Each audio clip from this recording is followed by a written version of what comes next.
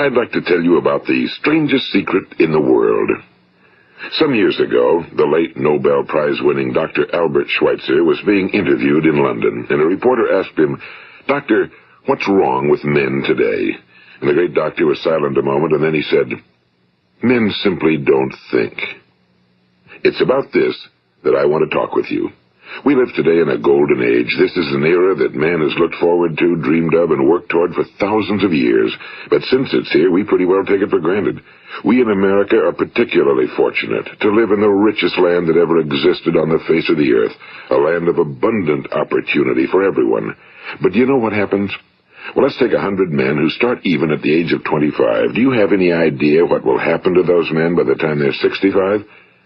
These 100 men who all start even at the age of 25 believe they're going to be successful. If you asked any one of these men if he wanted to be a success, he'd tell you he did. And you'd notice that he was eager toward life, that there was a certain sparkle to his eye, an erectness to his carriage, and life seemed like a pretty interesting adventure to him. But by the time they're 65, 1 will be rich. 4 will be financially independent. 5 will still be working. 54 will be broke. Now think a moment. Out of the 100, only 5 make the grade. Now why do so many fail?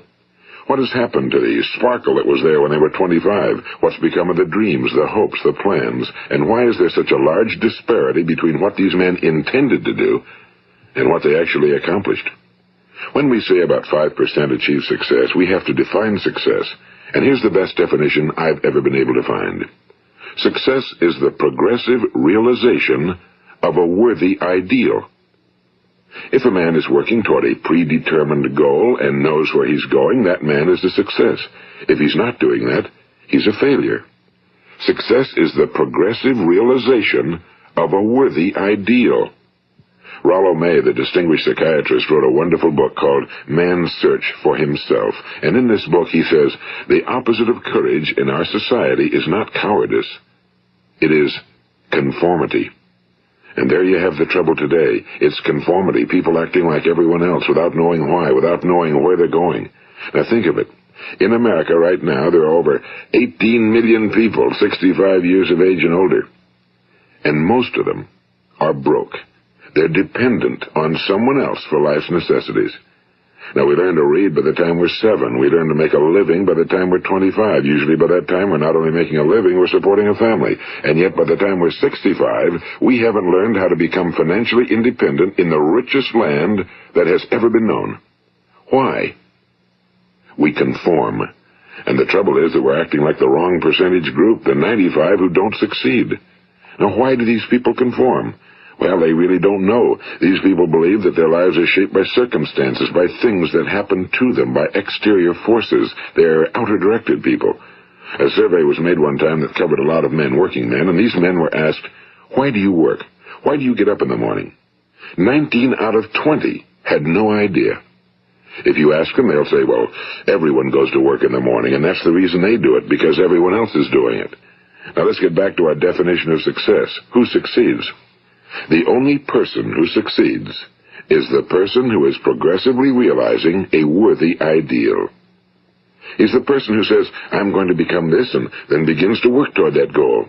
I'll tell you who the successful people are. A success is the school teacher who's teaching school because that's what he or she wants to do. The success is the woman who's a wife and mother because she wanted to become a wife and mother and is doing a good job of it. The success is the man who runs the corner gas station because that was his dream. That's what he wanted to do. The success is the successful salesman who wants to become a top-notch salesman and grow and build with his organization. A success is anyone who is doing deliberately a predetermined job because that's what he decided to do deliberately. But only 1 out of 20 does that. That's why today there isn't really any competition unless we make it for ourselves. Instead of competing, all we have to do is create. You know, for 20 years, I looked for the key which would determine what would happen to a human being. Was there a key I wanted to know which would make the future a promise that we could foretell to a large extent? Was there a key that would guarantee a person's becoming successful if he only knew about it and knew how to use it? Well, there is such a key, and I've found it. Have you ever wondered why so many men work so hard and honestly without ever achieving anything in particular, and others don't seem to work hard and yet seem to get everything? They seem to have the magic touch. You've heard them say that about someone. Everything he touches turns to gold. And have you ever noticed that a man who becomes successful tends to continue to become successful? And on the other hand, have you noticed how a man who's a failure tends to continue to fail? Well, it's because of goals. Some of us have goals, some don't. People with goals succeed because they know where they're going. It's that simple. Think of a ship leaving a harbor, and think of it with the complete voyage mapped out and planned. The captain and crew know exactly where it's going and how long it'll take. It has a definite goal.